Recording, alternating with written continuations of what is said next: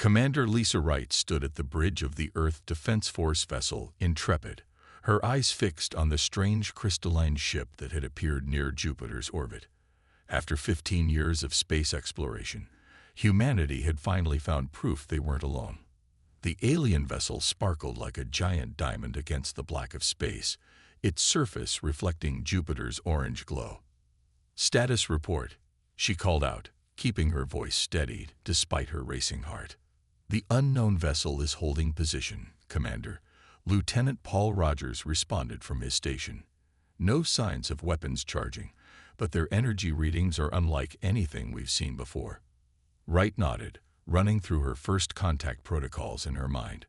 Earth had prepared for this moment, but now that it was here, the weight of responsibility felt enormous. The fate of humanity's first alien interaction rested on her shoulders. "Open all standard communication channels," she ordered. "Let's show them we come in peace." The communications officer, Amy Chen, worked quickly at her console. "Channels open, Commander. Broadcasting greetings in all known formats." The bridge crew waited in tense silence. Minutes stretched like hours as they watched the alien ship, its crystalline surface now pulsing with subtle lights. Wright could hear her own heartbeat in her ears. Finally, a response came. "Commander," Chen called out, her voice tight with excitement. "We're receiving a transmission. It's different from anything in our databases, but the computer is adapting to decode it." The main screen flickered to life, revealing a being that seemed to be made entirely of living crystal. Its form was vaguely humanoid, with faceted surfaces that shifted and changed as it moved. When it spoke, its whole body sparkled with different colors. The computer's translation came through in a neutral voice. "Biological entity detected. This sector falls under Zarkan Dominion protection. Your primitive species is not recognized by the Galactic Council." Wright straightened her uniform and stepped forward. "I am Commander Lisa Wright of the Earth Defense Force vessel Intrepid. We represent humanity and the planet Earth. We come with peaceful intentions and hope to establish diplomatic relations." The crystalline being's colors darkened. "Diplomacy is reserved for advanced species. Our scans indicate your technology is barely beyond planetary confinement. You are not worthy of Zarkan attention." "With respect," Wright replied, keeping her voice diplomatic. "We may be young as a spacefaring species, but we have much to offer. We seek only peaceful exchange of knowledge and culture." The Zarkan's response was immediate and harsh. "Biological species must prove their worth or be contained. Your kind spreads like a virus. The Dominion has seen this pattern before." Warning alerts suddenly blared across the Intrepid's bridge. "Commander," Rogers shouted. "Energy spike from the alien vessel. They're charging weapons." Wright's training kicked in instantly. "Defensive positions. Raise shields. Get us out of their firing arc." The Intrepid's engines roared to life, but the Zarkan ship moved with impossible speed. A beam of pure energy, like concentrated starlight, lashed out across space. "Evasive maneuvers," Wright ordered, gripping her command chair as the ship twisted to avoid the attack. The beam grazed their shields, and the entire ship shuddered. "Shields at 60% from just that graze," reported Chief Engineer Ben Foster from Engineering. "Their weapons technology is way beyond ours." Wright's mind raced. They couldn't win this fight, not against this level of technology. But maybe they could survive it. "All power to engines. Lieutenant Rogers, plot us a course through Jupiter's radiation belt." "Mom," Rogers questioned, even as his fingers flew across the controls. "The radiation belt will damage our systems." "It'll damage theirs too," Wright replied. "And we're better shielded against radiation than any crystalline structure would be." "Do it." The Intrepid dove toward Jupiter's massive form, its engines straining as another energy beam cut through space where they had been moments before. The Zarkan ship followed, its crystalline surface gleaming with weapon charges. Wright watched the tactical display, counting down the seconds. "Ready emergency jump drive." "But Commander, a jump this close to Jupiter could tear us apart." Chen protested. Better torn apart than captured, Wright responded.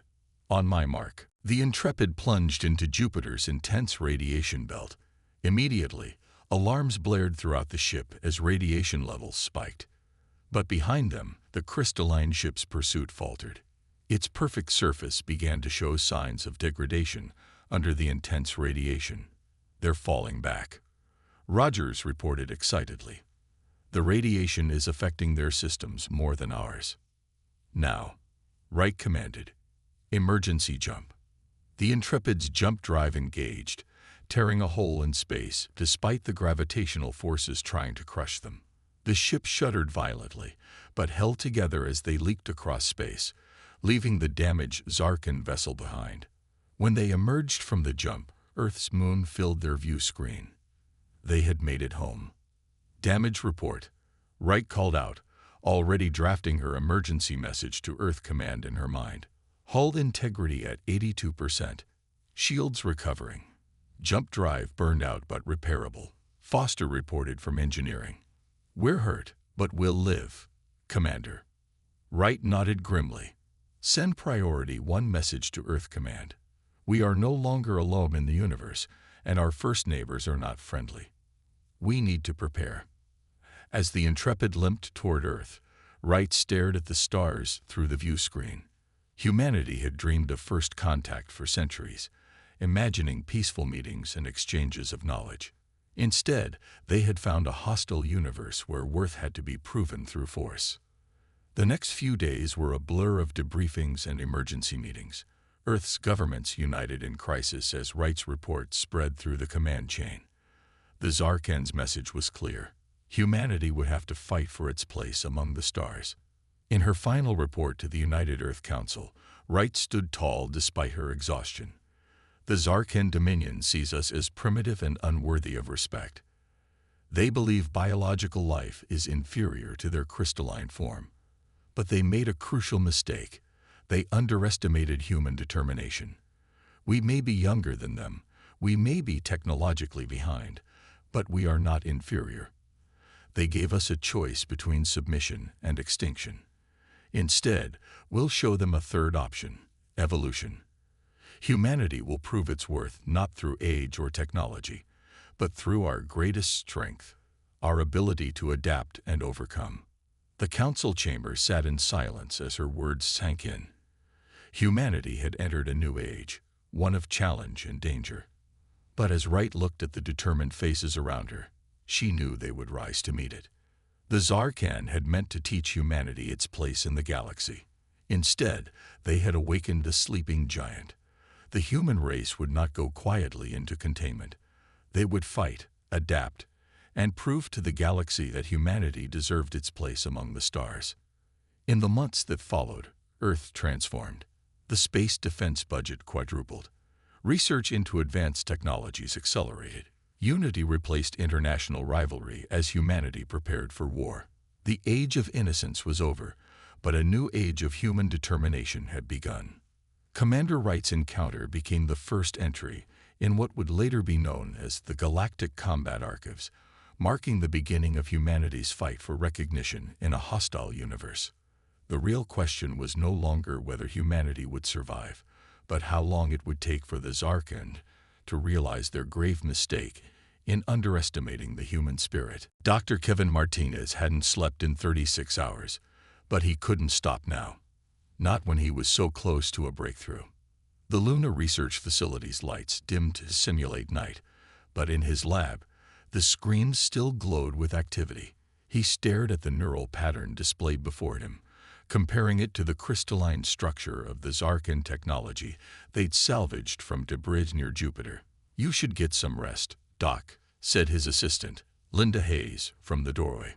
"Those patterns will still be here tomorrow." Kevin shook his head, taking another sip of his cold coffee. "The Zarkan won't wait until tomorrow. Did you see the news? They just destroyed our colony on Mars. 2,000 people, Linda, gone just like that." Linda's face fell. Everyone had family or friends in the colonies these days. The Zarkan's systematic attack on human outposts had been relentless since first contact 3 months ago.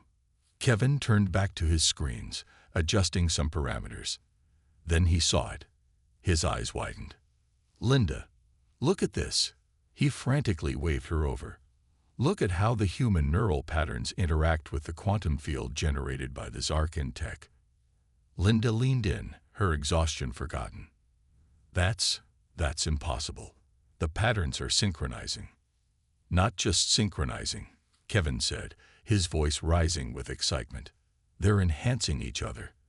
The crystalline structure responds to human brainwaves in a way it never did for the Zarkin. Their own technology works better with our biology than theirs." Linda stared at the data in amazement. "We need to call Colonel Patterson now." Within an hour, Colonel Susan Patterson strode into the lab, her uniform crisp despite the late hour. She looked at the displays with sharp eyes as Kevin explained his discovery. "So you're telling me," Patterson said slowly, "that human brains can interface with their quantum technology more effectively than they can?" "Exactly," Kevin pointed to the neural patterns. "The Zarkan are crystalline beings. Their thought patterns are too rigid, too structured. But human consciousness is fluid, adaptable. We can form new neural pathways on the fly. When interfaced with their quantum tech, we can utilize it in ways they never imagined." Patterson's eyes narrowed with interest. "Can we weaponize this?" "Colonel," Kevin replied, "we already have the prototype ready. We just didn't know what we had until now." He led them to another room where a modified fighter pilot's helmet sat connected to various instruments. This neural interface was giving us strange readings before. Now we know why. It wasn't malfunctioning. It was working better than it should have. The next few weeks passed in a blur of activity. The Luna facility transformed as Project Nexus took shape. More scientists arrived, more equipment was installed, and security tripled. But they were running out of time. The Zarkan had reached Europa, humanity's largest off-world colony. The defense fleet fought bravely, but they were outmatched. The crystalline ships shrugged off conventional weapons, their quantum-based technology far superior to anything Earth could field. Kevin worked around the clock, perfecting the neural interface while Colonel Patterson selected potential pilots. They needed people with both combat experience and highly adaptable minds. "The interface is ready," Kevin announced one morning. Dark circles under his eyes, but pride in his voice. "We've successfully merged human neural patterns with their quantum technology. A human pilot using this system should be able to fly and fight as if the ship were an extension of their own body." Patterson nodded approvingly. "Show me." In the testing chamber, they watched as the first volunteer pilot, Lieutenant Frank Cooper, was connected to a simulator using salvage Zarkin tech. The moment the neural link activated, the test chamber's instruments lit up like a Christmas tree. "These readings are off the charts," Linda exclaimed. "The quantum field is responding to his thoughts faster than we ever predicted." Cooper's voice came through the speakers, filled with awe. "Colonel, Dr. Martinez, this is incredible. I can feel everything. The ship, it's like it's part of me." Patterson turned to Kevin. "How soon can we implement this in actual fighters?" 2 weeks for the first squadron," Kevin replied. "Maybe less if we get the resources we need." "You'll have them," Patterson promised. "I'm calling this Project Nexus. Starting today, we're fighting back on even terms." But their progress didn't go unnoticed. 3 days later, alarms blared throughout the Luna facility. The Zarkan had somehow discovered their research. Multiple crystalline ships approaching. The defense officer announced over the facility's speakers. "They've broken through our outer defenses." Patterson took charge immediately. "Evacuate all non-essential personnel. Dr. Martinez, secure that research. We cannot let them get their hands on it." Kevin and Linda rushed to save their data while security teams took up defensive positions. The facility shook as Zarkan weapons struck the outer dome. "Almost done," Kevin called out, watching the progress bar on his screen. "Just need 30 more seconds." The facility's lights flickered.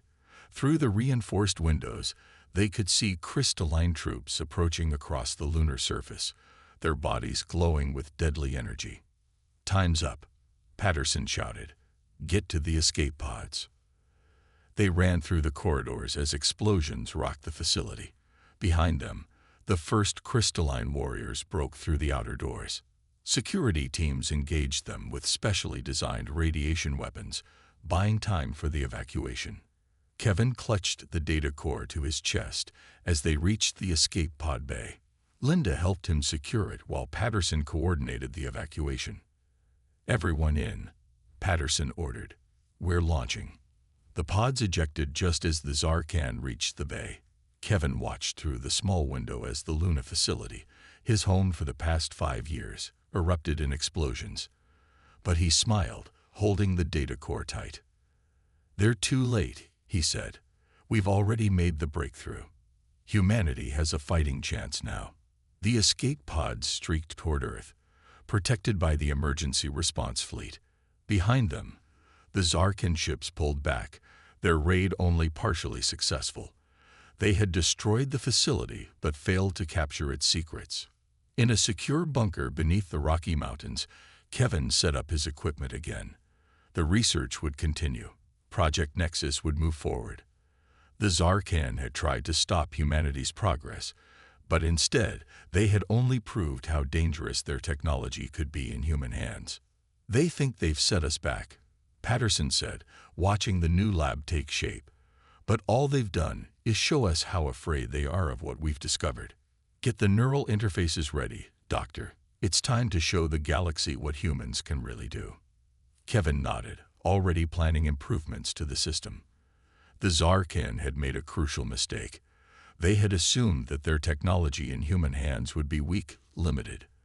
They didn't understand that human adaptability was not a weakness. It was their greatest strength. The war for human survival had entered a new phase. Project Nexus would soon give humanity the tools it needed to fight back. And when it did, the Zarkan would learn that they had created their own worst nightmare. Humans with access to quantum technology and the creativity to use it in ways the crystalline beings had never imagined. Lieutenant John Baker sat in the cockpit of his Nexus fighter, trying to stay calm as the neural interface connected to his mind. This wasn't a simulation anymore. This was real combat, and humanity's future depended on what happened next. "Neural link at 100%, he reported, feeling the fighter become an extension of his body. Around him, 11 other pilots went through the same process. They were humanity's first Nexus squadron, and they were about to face a Zarkan fleet 10 times their size near Saturn's moon Titan. "Remember your training." Admiral Mary Collins's voice came through the comm. "You're not just pilots anymore. You're the perfect blend of human consciousness and quantum technology. Show them what we can do." Baker looked out at the massive gas giant Saturn, its rings glowing in the distant sunlight. Somewhere out there, the Zarkan fleet was approaching, confident in their superior numbers. "Zarkan fleet dropping out of quantum space," called out the radar officer from the command ship. 120 vessels detected. Baker took a deep breath. "Nexus Squadron, form up on me. Remember, we think, we move, we fight as one." Through the neural interface, he could feel his squadron mate's presence. Their 12 fighters moved in perfect harmony, their human minds working with the quantum technology in ways the Zarkan had never imagined possible. The enemy fleet appeared, their crystalline ships sparkling against the black of space. They were beautiful and deadly, arranged in their rigid, perfect formation. "Incoming transmission," reported command. "They're demanding our surrender." Baker smiled. "Let's show them our answer. Nexus Squadron, execute pattern Delta." The 12 human fighters moved as one, their quantum drives spinning up. In the original Zarkan ships, the quantum technology could only move in straight, predictable paths. But human minds thought differently. They thought in curves, in chaos, in possibility. The squadron split into 3 groups, their flight paths spiraling in ways that should have been impossible. The Zarkan fleet opened fire, their energy beams cutting through space, but hitting nothing. "They can't track us," shouted Lieutenant Annie Walsh, her excitement clear through the neural link. "Their targeting systems can't predict our movements." Baker led his group straight through the enemy formation. Their quantum weapons, now guided by human intuition, struck with devastating effect. Crystalline ships shattered as the humans hit weak points that only their adaptable minds could spot through the neural interface. "This is impossible," came the Zarkan commander's transmission. "Their control of quantum technology exceeds all known parameters." The battle became a dance of light and crystal. The Nexus fighters spun and twisted in patterns that defied physics, their human pilots' creativity unleashing the full potential of the quantum technology. Where the Zarkan thought in straight lines and fixed patterns, the humans thought in curves and chaos. "Group 2, spiral through their left flank," Baker ordered. "Group 3, vertical split and converge." Through the neural link, every pilot knew exactly what to do. Their movements flowed like water, unpredictable and unstoppable. The rigid Zarkan formations broke apart, trying to adapt to an enemy that fought like nothing they had ever seen. But the battle wasn't without cost. A lucky shot caught Lieutenant Steve Miller's fighter, shattering its quantum core. His presence vanished from the neural link, leaving an empty space in their shared consciousness. "Miller's down," called Walsh. "We need to end this fast." Baker gritted his teeth. "All units, converge on their command ship. Time for Phase 2. The remaining 11 Nexus fighters came together, their quantum fields merging through their pilots' shared neural link. In the history of quantum technology, no one had ever attempted to synchronize so many units at once. The Zarkan thought it was impossible. But human minds were different. Where the crystalline beings saw limits, humans saw possibilities. "Quantum field merger at maximum," Baker called out. Now, the combined power of 11 quantum drives, guided by 11 human minds working in perfect harmony, created something new. A quantum storm erupted in the heart of the Zarkan fleet, its power amplified by the human pilots' shared consciousness. Crystalline ships cracked and shattered as the quantum energies tore through their perfect formations. The Zarkan, unable to comprehend or counter such chaos, fell into disarray. "Their fleet is retreating," announced command. "They're running." Baker watched through his quantum-enhanced sensors as the remaining Zarkan ships fled, jumping away to safety. Of their original 120 ships, barely 40 had survived. When the last enemy ship disappeared, cheers erupted across all channels. But Baker couldn't celebrate yet. He guided his fighter back to the command ship, his mind already analyzing the battle through the neural interface. Admiral Collins met the pilots as they landed. Her face showed both pride and astonishment. 12 fighters against 120, she said, shaking her head in amazement. "If I hadn't seen it myself, I wouldn't have believed it." "It wasn't just us, Admiral," Baker replied, still feeling the echo of the neural link. "It was the perfect combination of human creativity and their quantum technology. We proved that their greatest weapon works better in our hands than in theirs." The Admiral nodded. The Zarkan thought quantum technology could only work one way, their way. They never imagined what would happen when it was paired with human consciousness. She turned to her communication officer. "Send word to Earth Command. Tell them Project Nexus was a complete success, and tell them to start training more pilots immediately." In the days that followed, the Battle of Titan became legendary. Humanity had proved that they weren't just capable of using Zarkan technology. They could use it better than the Zarkan themselves. News of the victory spread through human space, bringing hope to the colonies that had lived in fear. Recruitment for the Nexus program soared as more pilots volunteered to undergo the neural interface training. Baker spent most of his time training new pilots now, teaching them how to merge their consciousness with the quantum technology. "The interface doesn't just let you control the ship," he would tell them.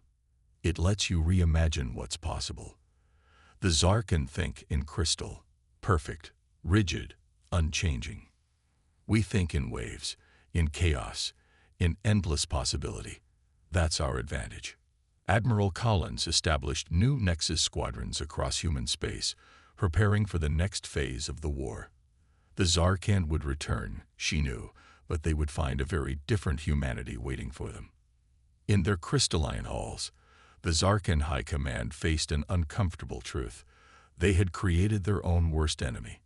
By attacking humanity, they had forced humans to adapt their technology. And now, that technology had become a weapon they never imagined possible, one guided by the chaotic, creative, unstoppable force of human consciousness. Commander Peter Howard studied the holographic map showing Zarkand supply lines stretched across space. After 6 months of successful Nexus squadron operations, humanity was finally ready to strike back. But this mission would be different from the others. This time, they weren't just defending. They were taking the fight to enemy territory. Operation Lightspeed is a go, he announced to the assembled pilots and crew. Our mission is to disrupt their supply lines and gather intelligence on their central command. The briefing room of the carrier ship Defiant was packed with both veteran and new Nexus pilots. The neural interface technology had proven so successful that Earth now had 50 operational squadrons. Dr. Amanda Carter has some updates for us about the neural interface, Howard said, nodding to the scientists standing nearby. Dr. Carter stepped forward, her tired eyes bright with excitement. We've improved the quantum synchronization rate by 40%, she explained. You'll be able to maintain neural links over greater distances now. This means better coordination for large-scale operations. The pilots murmured in approval. The neural interface had already given them incredible advantages. Any improvement made them even more effective. One more thing, Carter added. We've also added a new feature that lets you sense quantum communications between Zarkand ships. You might be able to intercept their transmissions now. Howard nodded. That's how we'll find their central command. The Zarkand are overconfident. They don't think we can understand their quantum communication methods. That's going to be their biggest mistake. The mission began 12 hours later. 5 Nexus squadrons, 60 fighters in total, jumped into Zarkand-controlled space. Their target was the main supply route between Zarkand production facilities and their frontline forces. All squadrons establish neural link, Howard ordered from the lead fighter. Through the interface, he felt the other pilots' minds connect. It was like being part of a huge web of consciousness, all working together in perfect harmony. The first Zarkand patrol never saw them coming. The human fighters struck from multiple directions at once, their quantum weapons tearing through the crystalline ships before they could react. Remember, Howard transmitted through the neural link. We're not just here to destroy ships. Watch for quantum communication signals. Record everything. The battle spread across the sector as more Zarkand ships arrived. But the humans were ready. Months of experience had taught them how to use their neural interfaces to maximum effect. Squadron leader Karen Phillips led her group in a complex attack pattern that looked like pure chaos to the Zarkand. They still can't adapt to our irregular movements, she reported with satisfaction. Their targeting systems are designed for logical, predictable paths. But during the battle, something unexpected happened. As Howard's fighter passed close to a damaged Zarkand ship, his neural interface picked up a strange quantum signal. It was different from normal combat communications. Dr. Carter, he called through the secure channel. Are you getting this? There's some kind of quantum data stream here. Back on the Defiant, Carter's fingers flew across her console. Yes, it's incredible. They're not just communicating, they're connected to some kind of quantum network. All their ships link back to it. Howard smiled. This was better than they'd hoped. Can we trace it? Better than that, Carter replied. Your neural interfaces can follow the quantum pathways. The network will lead us right to their central command. The battle continued for hours as the humans systematically destroyed the supply convoy. But now they had a bigger prize in sight. Through their neural interfaces, The pilots could sense the quantum network that connected all Zarkin ships and bases. "All squadrons, form up," Howard ordered as the last enemy ship retreated. "Begin recording quantum network signals. Let's find out where their heart is." The pilots worked together, their combined neural interfaces mapping the invisible quantum pathways that crisscrossed space. Slowly, a pattern emerged. "Commander," Carter's excited voice came through. "We've got it. All quantum pathways lead to a single point. It has to be their central command center. It's in the Orion Nebula." Howard stared at the coordinates in amazement. The Zarkan had hidden their command center inside a stellar nursery, using the intense radiation and gas clouds as natural protection. No normal ships could survive there, but Nexus fighters, with their quantum shields guided by human minds, might have a chance. "Good work, everyone," he transmitted. "Mission accomplished. Let's head home and plan our next step." The return to Earth was triumphant. Not only had they destroyed vital enemy supply lines, but they had discovered something far more valuable: the location of the Zarkan Central Command. In the high-security briefing room at Earth Command, Howard and Carter presented their findings to Admiral Collins and the military leadership. "The Zarkan have grown overconfident," Howard explained. "They never imagined we could tap into their quantum network. Their own technology has betrayed them." Carter nodded in agreement. "Their rigid crystalline minds see quantum technology as something that can only work one way, their way. They don't understand how human consciousness can adapt and evolve." Admiral Collins studied the data carefully. "The Orion Nebula. It's a clever hiding place. The radiation would destroy most ships before they got close. But not our Nexus fighters," Howard pointed out. "With the neural interfaces, our pilots can adapt the quantum shields to handle the radiation. We can reach them." The Admiral's eyes narrowed thoughtfully. "This could be our chance to end the war. But it would be our most dangerous mission yet. The Zarkan will defend their command center with everything they have." "Our pilots are ready," Howard assured her. "And they won't expect us. They still think we're primitive beings who barely understand their technology. They don't realize we've surpassed them." The planning began immediately. Earth's factories worked around the clock to produce more Nexus fighters. Dr. Carter and her team made further improvements to the neural interface system. Every pilot trained for the conditions they would face in the nebula. The Zarkan, meanwhile, responded to the supply line attacks with increasing desperation. Their rigid tactics were no match for the creative chaos of human battle strategies. More of their ships fell every day to the Nexus squadrons. In his quarters, Howard reviewed the mission plans one last time. The counteroffensive had succeeded beyond their wildest hopes. They had not only pushed back the Zarkan attacks, but had found a way to strike at the heart of their empire. Soon, humanity would launch its boldest operation yet, an attack on the Zarkan Central Command. The crystalline beings who had dismissed humans as primitive would learn that adaptation and creativity were far more powerful than rigid perfection.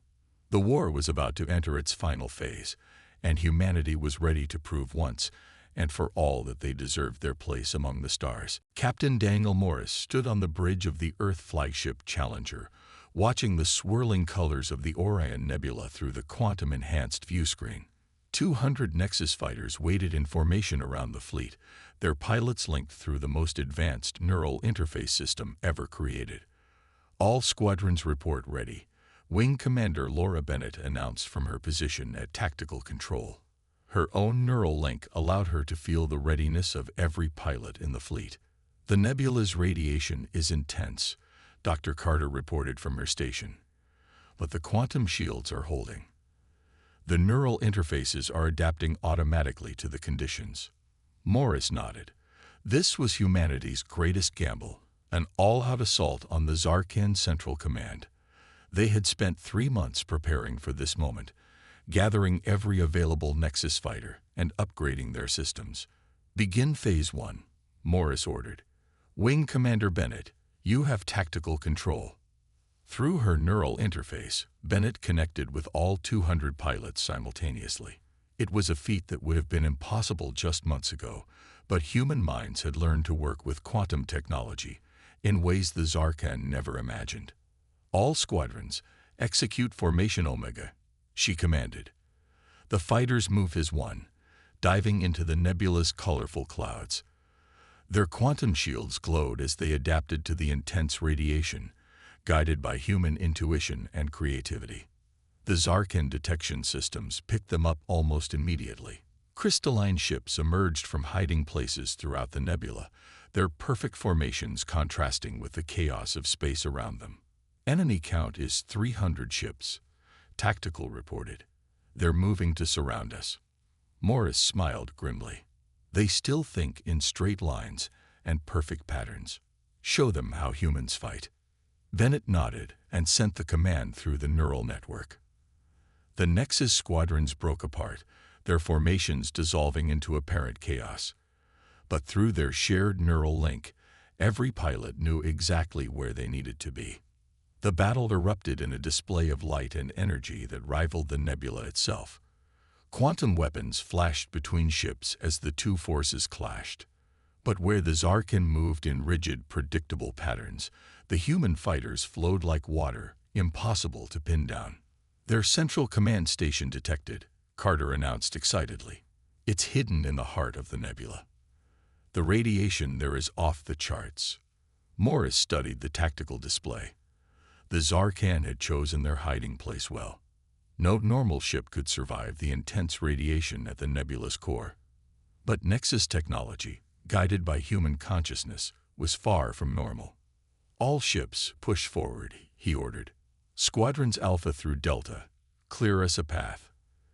Everyone else, protect the fleet." The battle intensified as they pressed deeper into the nebula. Crystalline ships shattered under quantum weapon fire, while others fell victim to the radiation when their rigid shields failed to adapt quickly enough. But the humans took losses too. Pilots disappeared from the neural network as their fighters were destroyed. Each loss felt keenly by every surviving pilot through their shared connection. Finally, they'd reached the core. The Zarkan Central Command Station hung in space like a massive crystal cathedral, its surface reflecting the nebula's colors. "They're transmitting," communications reported. They're asking to speak with us." Morris exchanged glances with Bennett. This was unexpected. "Put them through."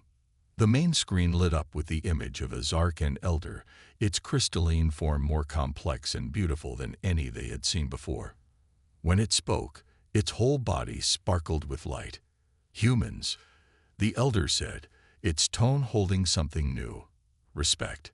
You have proven yourselves in ways we never imagined possible.